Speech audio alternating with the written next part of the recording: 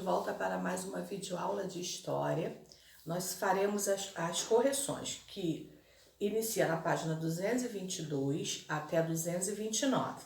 Depois iremos fazer o lançamento da 230 até 237. Abram na página 222, atividades finais. 1. Sobre a expansão do comércio, assinale V para as frases verdadeiras e F para as falsas. A ideia de um papel que representasse um valor em metais preciosos depositado em um banco foi dos chineses. Verdadeiro. Os principais metais para a fabricação de moedas foram o ouro e a prata. O cobre era reservado para a fabricação de moedas de menor valor. Verdadeiro. Os comerciantes dedicavam-se especialmente às atividades ligadas à produção das mercadorias. Essa frase aí é falsa. Então ficou VVF. 2. Numere os itens de acordo com a sequência cronológica do surgimento de formas de pagamento utilizadas no comércio. Então, vocês vão marcar aqui de acordo com as formas de pagamento, de como elas foram surgindo, né? Na ordem. Então, o primeiro que surgiu foi o sal. Então, onde tem a palavrinha sal, vocês colocaram o número 1. Número 2, metais raros e nobres, igual cunhagem de moedas.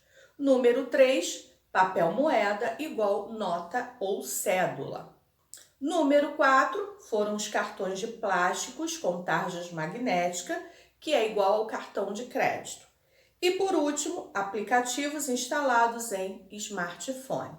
Então ficou 3, 4, 1, 5 e 2. Página 223, número 3, complete corretamente as frases. A. Os papéis moedas ou notas emitidos pelos banqueiros eram trocados pelos metais nobres, que os comerciantes entregavam a eles. B. Há cerca de 150 anos, as moedas começaram a ser fabricadas em metais mais baratos como níquel, alumínio e aço inoxidável. 4. Complete a cruzadinha a seguir, nomeando corretamente os conceitos sobre atividades bancárias. A letra A, banqueiro. B, mesa. C, italianos. D, cambista. E E, juros. 5. Para pensar e responder como os cambistas se tornaram banqueiros e enriqueceram. Eles começaram a aceitar guardar valores dos comerciantes. E com isso, em troca, eles davam um certificado, que era um comprovante para que eles assinassem, e tivesse algo que comprovasse que aquilo estava guardado com eles. Depois, o que eles faziam? Esse dinheiro, isso que era guardado, que eles guardavam, que não pertenciam a eles emprestavam para outras pessoas, eles emprestavam para outras pessoas e cobravam juros dessas pessoas. E com isso, eles ganharam muito dinheiro, tá? Página 224, número 6. Observe a imagem a seguir e responda às atividades seguintes. A. Que produtos estão sendo vendidos? Você acha que todos eles foram produzidos pelas pessoas que os estão vendendo? Aqui o que a gente vê nessa imagem? A gente vê sapatos, louças também sendo negociados. Além disso, a gente pode ver no armário tecidos empilhados, arrumadinhos, E o que a gente pode dizer aqui? Esses produtos com certeza não foram produzidos por essas pessoas, não, tá? Porque eles são muito diversificados. B, você acha que essa cena retrata um local próximo ou afastado de uma rota comercial? Por quê? É uma resposta pessoal, mas a gente pode verificar que com certeza deveria ser próximo mesmo de uma rota comercial, devido à variedade de produtos aqui sendo vendidos nessa feira. C, qual era a relação entre as rotas comerciais e as feiras do comércio?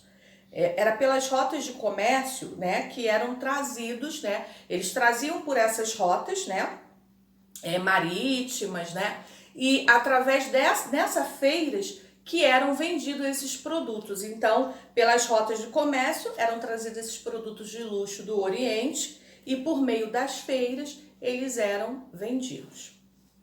Página 225, 7, procure no caça-palavras o nome de 5 produtos orientais de luxo comercializados nas feiras medievais. Esses nomes aqui, né, desses produtos, vocês encontraram com certeza nesse caça-palavras: especiarias, seda, porcelana, perfumes e tapete. 8, leia o texto e responda a atividade proposta. Após fazer a leitura do texto, segundo o que informa o texto, pode-se dizer que, até os dias de hoje em português, nomeamos os dias da semana por motivos religiosos e econômicos. Explique essa afirmação.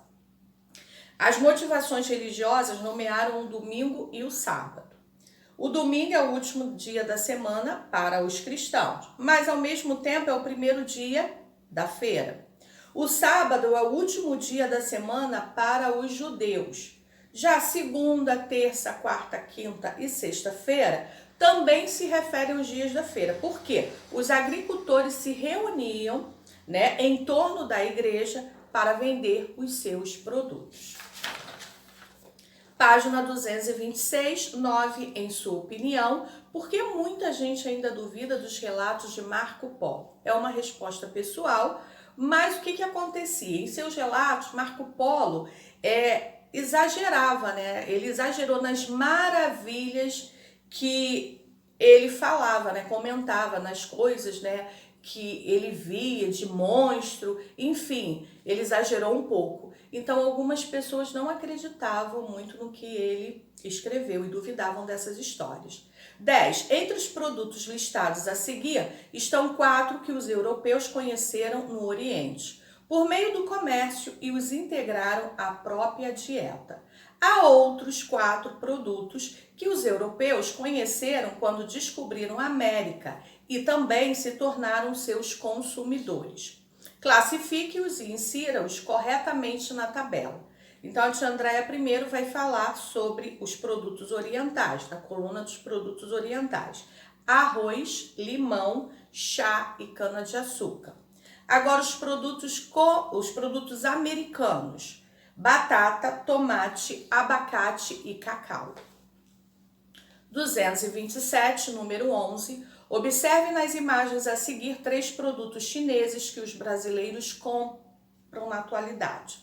A. Identifique os 3 produtos e indique de que tipo eles são: artesanais ou industrializados. Aqui a gente vê, né, smartphone ou celular, notebook, a gente vê também algumas roupas, né, penduradas. A gente pode verificar que não são artesanais, né? Esses produtos aqui são industrializados. B. Você aprendeu que desde tempos muito antigos, os europeus iam à China em busca de artesanatos de luxo como seda e porcelana. O que teria mudado nas relações comerciais da China com o Ocidente em tempos recentes? Antes, o que acontecia? Os chineses, eles compravam, né? Eles compravam esses materiais. Hoje em dia, não. Hoje eles fabricam, né? E eles conseguem vender esses produtos industrializados, né? Inclusive eletrônicos, para todo mundo. 12. Como você explica o fato de que muitas sociedades ainda usam um sistema de trocas em sua economia, ou seja, não utilizam moedas?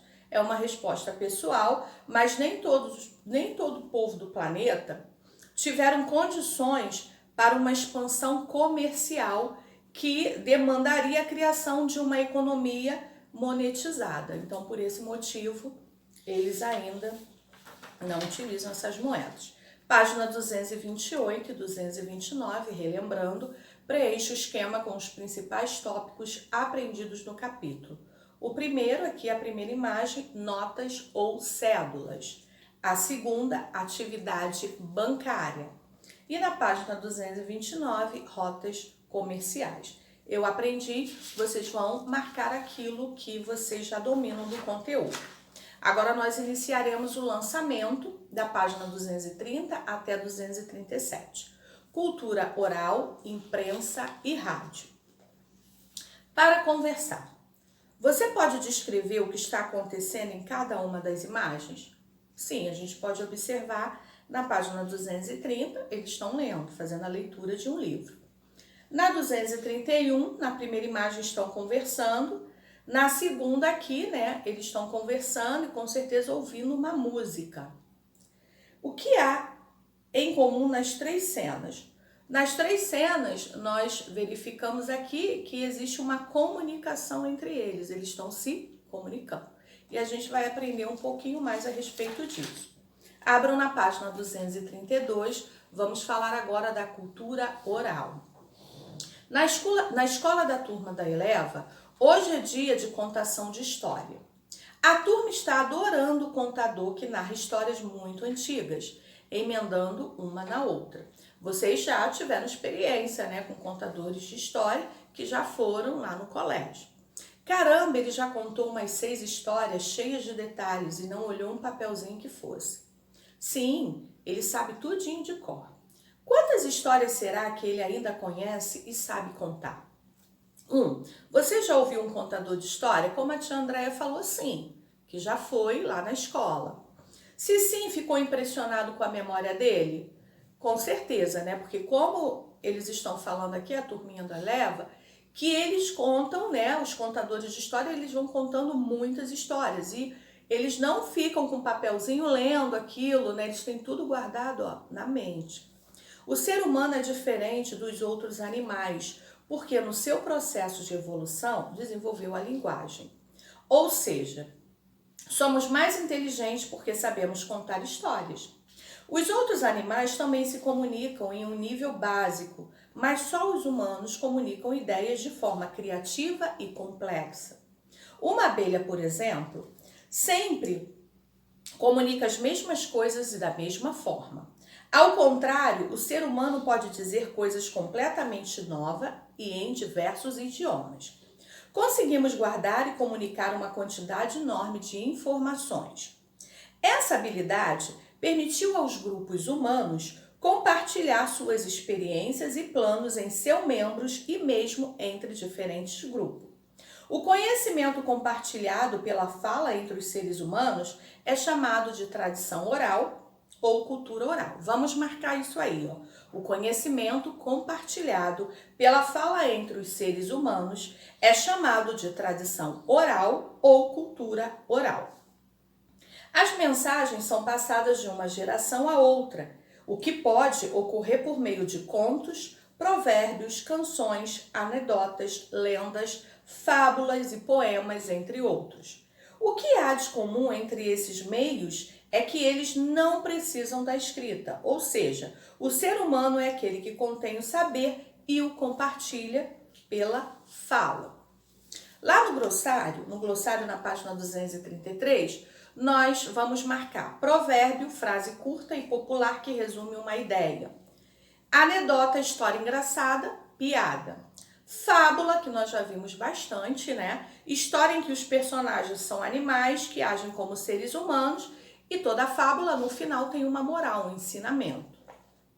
3. Observem a ilustração e sua legenda para responder à atividade. Aqui tem uma ilustração, griot de Segu, da cidade do Mali. O que eles faziam? Eles são contadores de história e através dele, né, as novas gerações, né, aprendem e conhecem um pouco mais sobre a sua cultura. Então aqui, ó, expliquem por que o homem retratado na ilustração é muito valorizado pelos membros de sua comunidade. Porque, como a tia Andréia falou, eles que transmitem as histórias e os saberes do seu povo às novas gerações. Então, eles que contam essas histórias.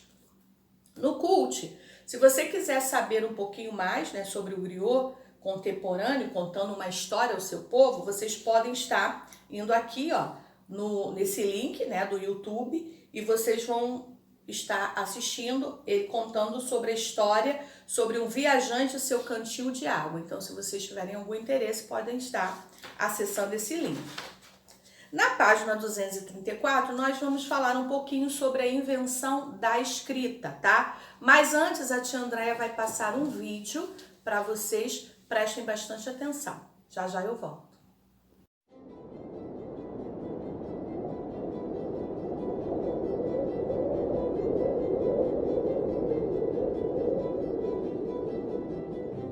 Após a fundação das primeiras cidades, há mais de 3.000 anos antes de Cristo, não demorou muito para surgirem as primeiras civilizações. A Mesopotâmia foi o berço das primeiras grandes civilizações, e entre os rios Tigre e Eufrates emergiu a civilização suméria. Os sumérios são reconhecidos como o primeiro povo a criar uma civilização. Contudo, a civilização suméria não possuía um governo central. As cidades sumérias eram autônomas e organizadas em cidades-estado. Estas cidades começaram a crescer e, como consequência, a administração das cidades se tornou muito complexa. E foi neste contexto que surgiu a escrita. Tanto na Mesopotâmia quanto no Egito, os homens passaram a escrever fazendo uso da pictografia, que é a arte de fazer registros com o uso de imagens. Os sumérios inventaram a escrita cuneiforme, enquanto os egípcios faziam uso dos hieróglifos. A escrita cuneiforme era registrada em tábuas de argila, e seus principais usos eram nos registros contábeis, comerciais e de propriedade, que eram fundamentais para a administração da cidade. Caso se desejasse guardar por muito tempo os registros feitos em tábuas de argila, estas tábuas deveriam ser assadas em fornos e assim os registros poderiam resistir ao tempo. Séculos depois, os egípcios passaram a fazer seus registros em papiros, que são como folhas de papel feitas a partir da fibra da planta papiro. O uso de pictogramas como forma de registro escrito tinha várias limitações. Um dos maiores entraves para o uso dos pictogramas era que ele servia muito bem para registrar assuntos simples, mas seu uso em assuntos complexos era bem limitado. O número de imagens que deveriam ser decorados para conseguir se comunicar era enorme, o que tornava a escrita por meio de pictogramas restrita basicamente a escribas e sacerdotes. Foram necessários séculos para conseguir decifrar o que os pictogramas egípcios tinham a nos dizer, e a descoberta de seu significado se deu por pura sorte, que se deu quando um oficial do exército de Napoleão estava construindo um forte no Egito e se deparou com a Pedra de Roseta. Neste bloco de granito está registrado um decreto do faraó Ptolomeu V. Este decreto estava escrito em forma de hieróglifo, transcrito em demótico, que era uma escrita egípcia simplificada de uso do dia a dia, e por último em grego. E assim, a partir do grego foi possível descobrir o que aqueles sinais misteriosos realmente significavam. A evolução da escrita levou à criação dos alfabetos fonéticos. Assim, as palavras deixaram de ser representadas por ilustrações e passariam a ser representadas por signos, que representariam uma certa unidade de som. Isso tornou a escrita mais fácil e acessível, facilitando a comunicação. Mas mesmo assim, a escrita permaneceria por séculos restrita às elites letradas. A invenção da escrita certamente foi um dos mais importantes avanços da humanidade. A partir desta invenção, o homem poderia deixar a marca de sua existência registrada. Seus feitos e descobertas, sua cultura e suas leis, agora lutariam contra o tempo, que a tudo consome, tentando ecoar sua história pela eternidade.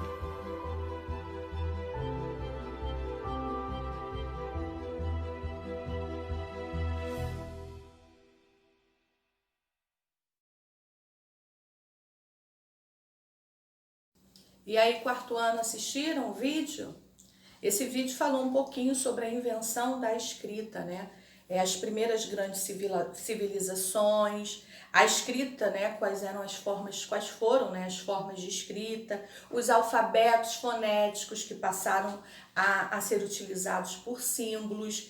E a gente vê que foi um dos mais importantes avanços, né? Da sociedade, a invenção da escrita. Até porque facilitou, né, aprendermos bastante coisas que estamos conhecendo hoje em dia em relação a muitas histórias, né?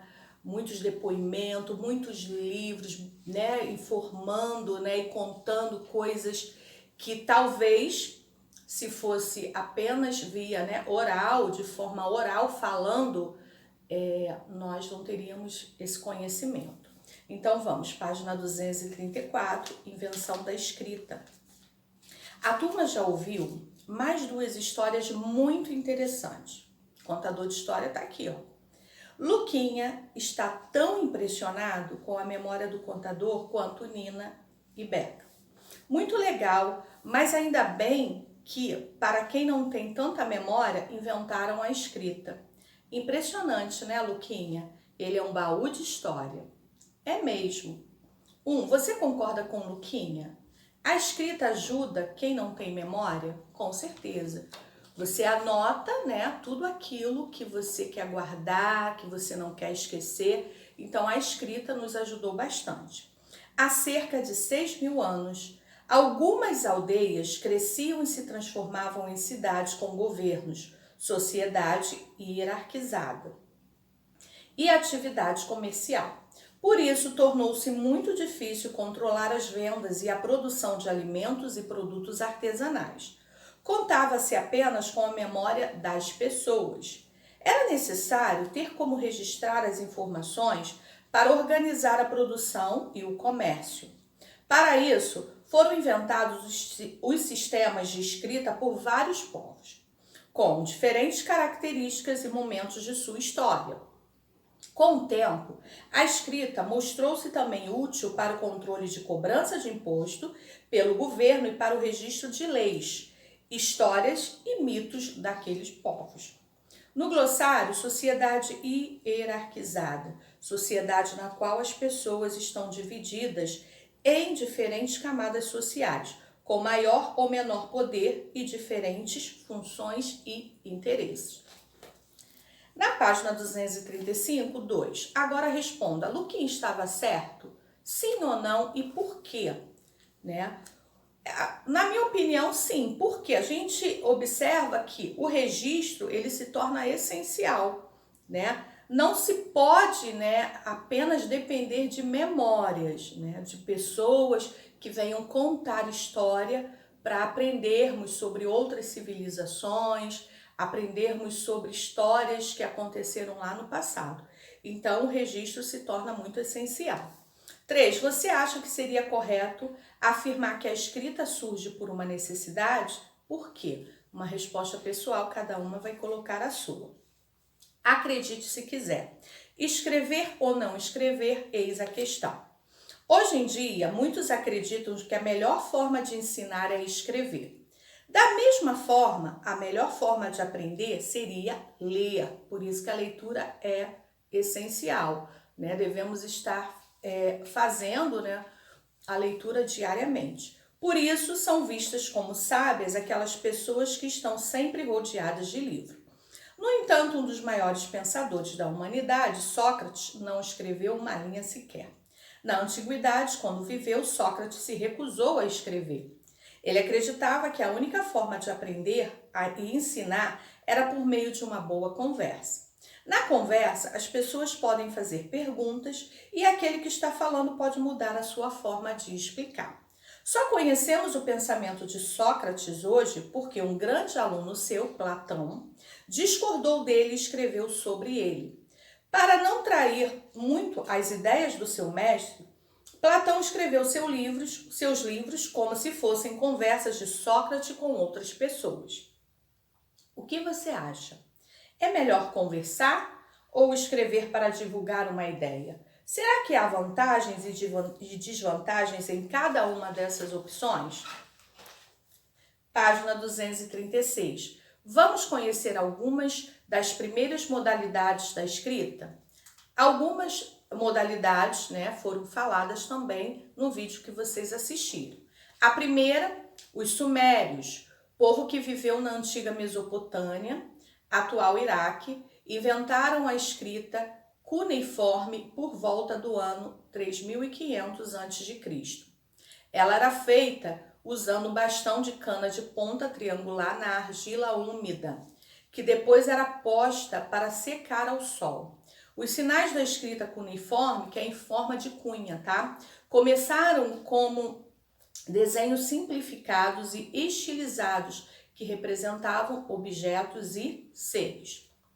Depois, na mesma época que os sumérios, os egípcios inventaram os hieróglifos, que eram o nome dados aos caracteres de escritas do Antigo Egito. No Egito, esculpia-se em pedra ou escrevia-se com tinta em papiros, espécie de folha de papel preparada com um vegetal típico daquela região. Os escribas eram trabalhadores especializados na arte da escrita. Nós já falamos isso lá atrás, né, na videoaula. Depois, os chineses também estão entre os primeiros povos a inventar um sistema de escrita, ainda utilizado por eles. Na China, foi criado o papel como conhecemos hoje, uma massa de fibra vegetal.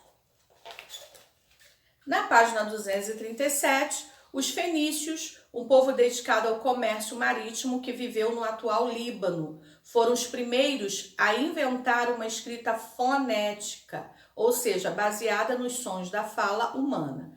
Com apenas 22 sinais, escrevia-se qualquer coisa. A escrita fenícia foi a base para a criação do alfabeto latino e é do latim que deriva a língua portuguesa.